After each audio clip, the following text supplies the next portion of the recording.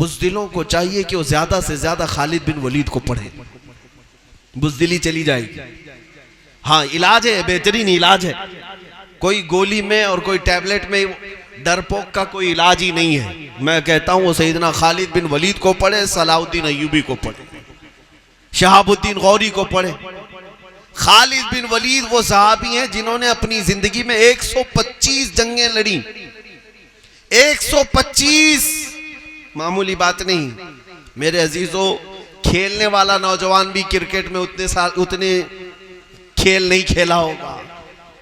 हाँ, यहां तो खेल की बात अलग है, लेकिन वो जान हथेली पर लेकर आने की बात है। खालिद बिन वलीद 125 जंगों में शरीक रहे। कहते हैं कि एक जंगे मौता ऐसी थी जिसमें 9 बार उनकी तलवार टूटी है। 9 तलवारें टूटी हैं, 9 तलवारें टूटी है के बाद दिख रहे, लेकिन मैदान से गए नहीं। यही खालिद बिन वलीद कहते हैं, मेरे पूरे जिस्म में एक बालिश बराबर भी जगह खाली नहीं है जहां तीर ना लगाओ, जहां जख्म ना आया, कोई जगह बाकी नहीं। हर जगह मेरे तीर हैं या तलवार हैं या नेज़े लगे हैं। लेकिन मैं आपको जो बात कह रहा हूं सुनी, खालिद बिन वलीद सैफुल्लाहिल मसलूल है, लेकिन अल्लाह रब्बुल इज्जत की इनायत तो देखें।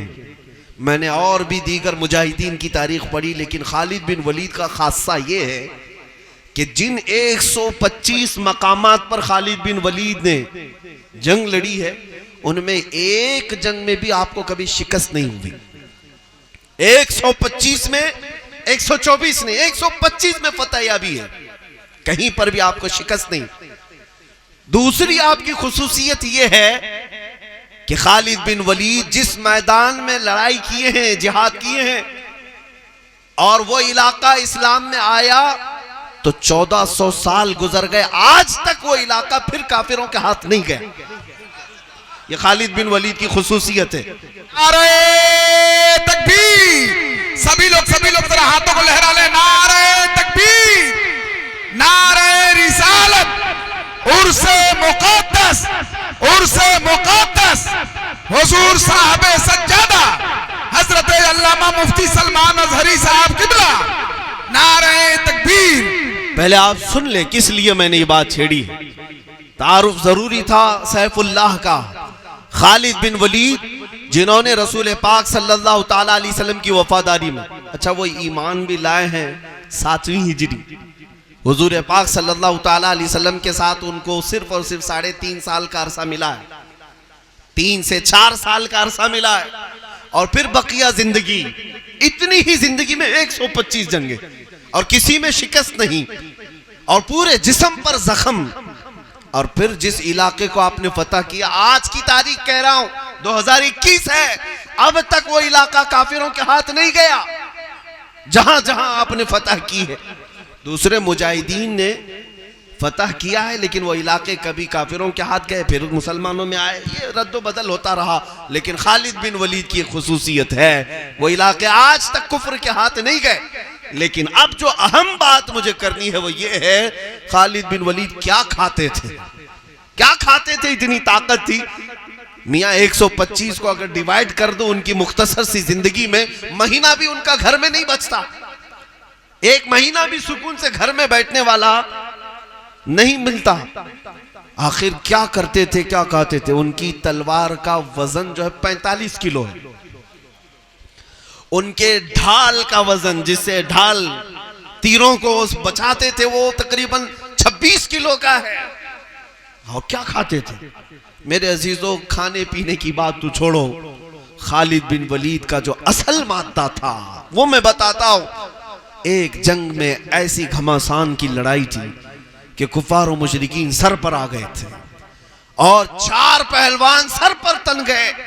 अचानक आपके सर से आपका अमामा उतर गया, गिर गया, और इधर तलवारें गर्दन पर हैं। खालिद बिन वलीद ने तलवार नहीं देखी, वो अमामे की तरफ बढ़ गए। जमीन से वो अमामा उठाने के लिए दौड़ पड़े।